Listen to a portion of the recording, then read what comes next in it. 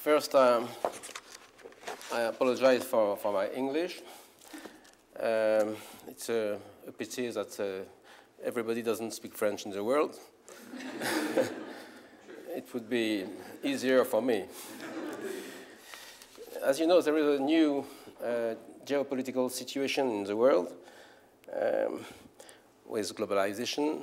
And you know, it's the first time because mankind exists since 3 million years or more. And during all this time, it has lived in separated groups.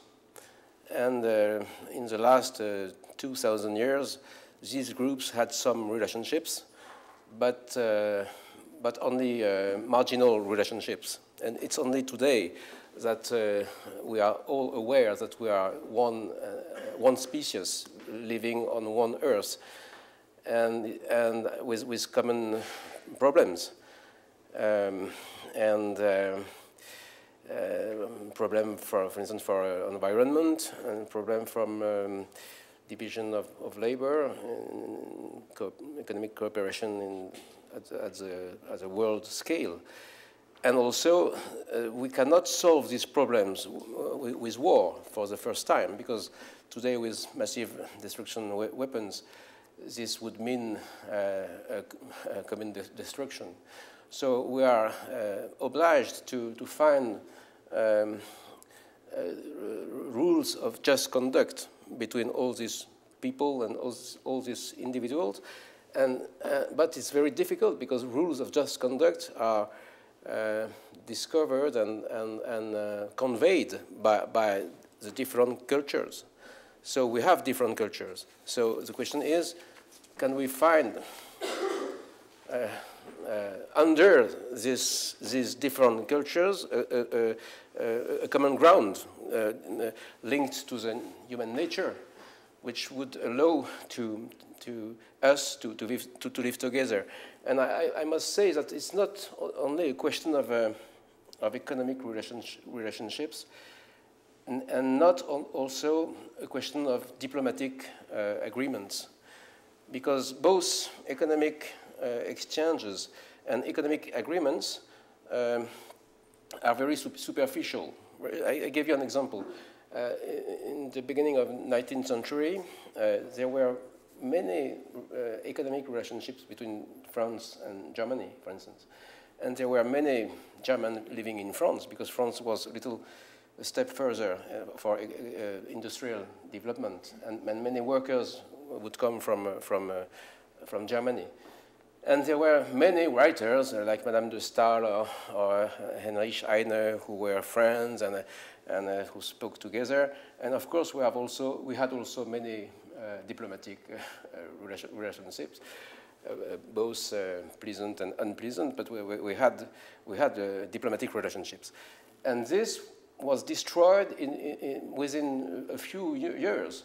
At the time of Napoleon III, when there was the first big war between Germany and France. And immediately you had nationalist discourses which appeared, and saying that we are the enemies of the Germans and we have nothing in common, and they are devils, and they are ugly, they have bad smell, and so on. So all the things which had been constructed by some elite people was destroyed because there was not yet a solid ground of common values. And I think now we have them within Europe, but after three terrible wars. And at the end, people discovered that finally we had the same idea of man, of the law, and of liberty under the law, and so on. And we could build the European Union. So the question is, can we build something comparable with the Chinese, with the Japanese, with the Muslims, with the Africans, with South America, with Oceania? And I think that nobody has the answer today, because it's a new problem. It was never raised in these terms. So, in this so-called dialogue of civilizations, we are the West. We are supposed to be the West. But the question is, what is the West? It would be the first thing I will elaborate.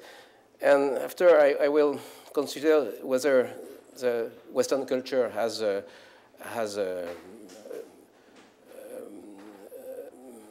permanent value. Is it worth to be kept and to be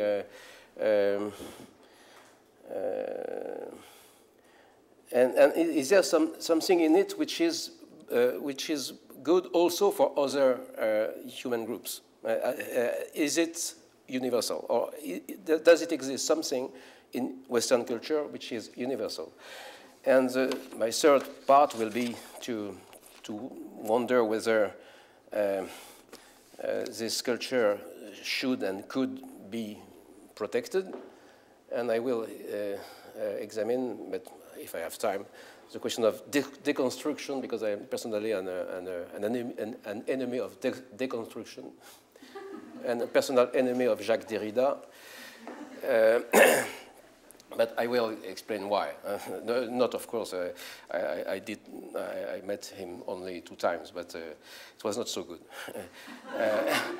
But I am philosophically, I disagree completely with him.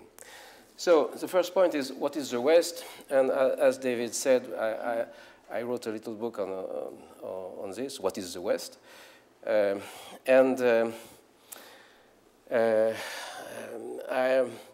try to define the Western culture as something which has been historically built, constructed. Because for us, what is the West? At first sight, it is what is called in German Rechtsstaat, in French, État de droit. In English, we should say you would say state. Rule of law. Yes, rule of law. Yes, state of laws, where a society where law commands and not men, and also it is liberty of thought, liberty of religion. Liberty of making new hypotheses in science, critical thought, the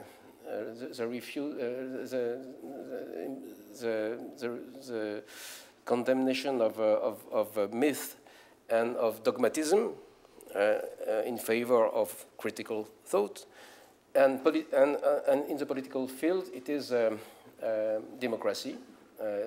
Common decisions must be made by common discussion and vote. And also for economy, property rights, liberty of contract, liberty to create companies and to freely exchange with others.